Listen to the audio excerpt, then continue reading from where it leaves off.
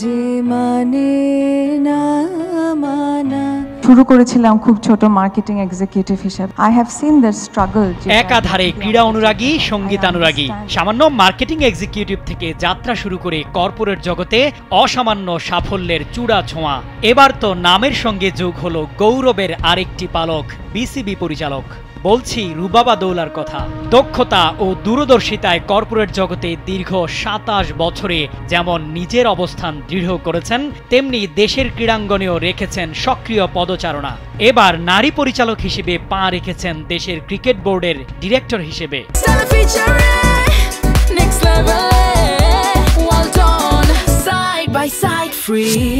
রুবাবা একজন নারী হয়ে জীবনে যা অর্জন করেছেন তা আজ গোটা জাতির জন্য বয়ে এনেছে এক অদম্য সাহস ও সফলতার উজ্জ্বল দৃষ্টান্ত। কেমন ছিল তার এই পথ চলা? আমি কিন্তু এখন প্রায় ২৭ বছর ধরে কর্পোরেটে কাজ করছি। শুরু করেছিলাম খুব ছোট মার্কেটিং এক্সিকিউটিভ হিসেবে একটা টেলিকমিউনিকেশন কোম্পানিতে। I have seen the struggle, যেটার মধ্যে দিয়ে আমাদের যেতে হয়। I understand what you go through.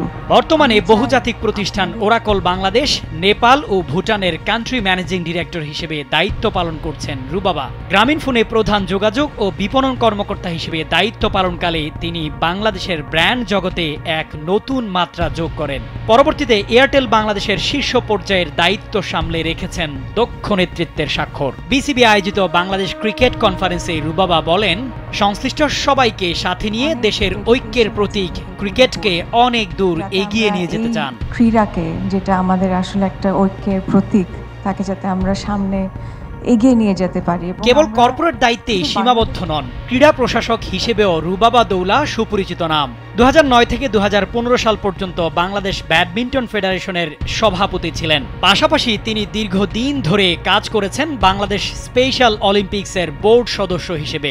Rubaba দেশের সকল নারী ক্রিকেটারদের প্রশংসায় ভাসিয়ে আবেগ আপ্লুত কণ্ঠে বলেন, যাতে নারী যারা খেলোয়াড় আছেন এবং এই খেলার সাথে যারা সংশ্লিষ্ট আছেন, তাদের যাতে আমরা right kind of platform, training এবং সেফটি সিকিউরিটি দিতে পারি। We believe in zero tolerance against any form of harassment. শুধু তাই নয়, ক্রিকেটের সঙ্গেও তার সম্পর্ক ছিল গভীর। ১৯৯৮ থেকে ২০০৯ সাল পর্যন্ত গ্রামীণফোনে কর্মরত অবস্থায় তিনি ছিলেন বাংলাদেশের ক্রিকেট স্পন্সরশিপ কার্যক্রমের অন্যতম চালিকা শক্তি। ২০০৭ সালে গ্রামীণফোন ও বিসিবির যৌথ উদ্যোগে মিরপুরে জাতীয় ক্রিকেট একাডেমি স্থাপনেও তার গুরুত্বপূর্ণ ভূমিকা ছিল।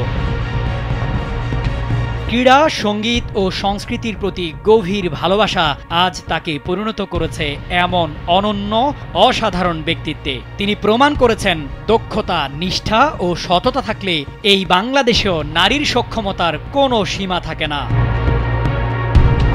শামীম খান, কালবেলা।